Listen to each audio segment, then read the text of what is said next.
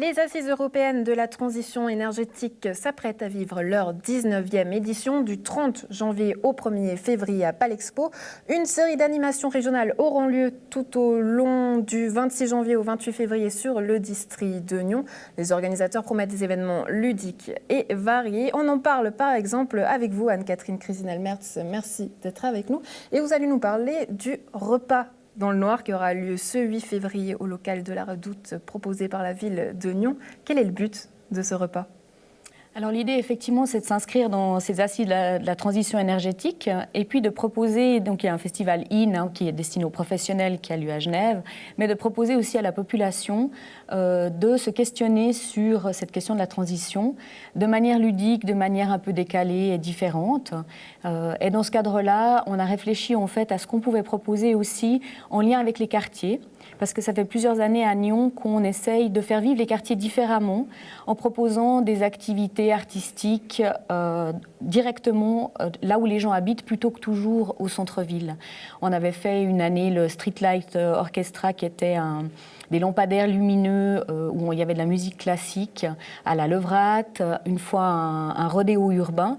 Et cette année, en fait, on s'est inscrit dans ces assises de la transition énergétique avec ce repas dans le noir qui aura lieu dans le local du quartier de la Redoute. L'idée là, c'est que les gens vont se retrouver à consommer un repas qui sera local, de proximité directement dans le noir pour vivre cette expérience de qu'est-ce que c'est que la lumière et qu'est-ce qu'elle nous apporte. Et puis on sait par ailleurs que quand on mange en n'ayant pas le sens de la vue, on apprécie le repas complètement différemment et c'est aussi, c'était l'idée donc de réfléchir de manière un peu décalée et différente sur cette problématique.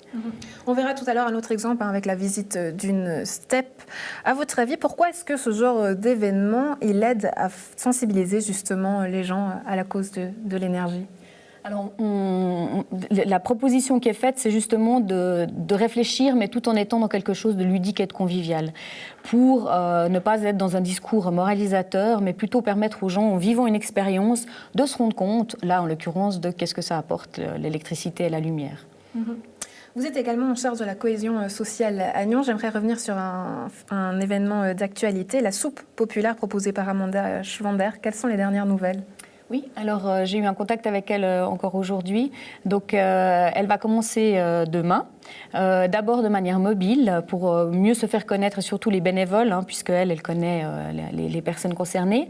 Et puis dès la semaine prochaine, elle devrait s'installer donc derrière la gare de la ville de Nyon avec une table et quelque chose de plus installé. Mais elle préfère commencer en se déplaçant pour aller à la rencontre des gens. Donc ce mouvement citoyen va démarrer comme prévu.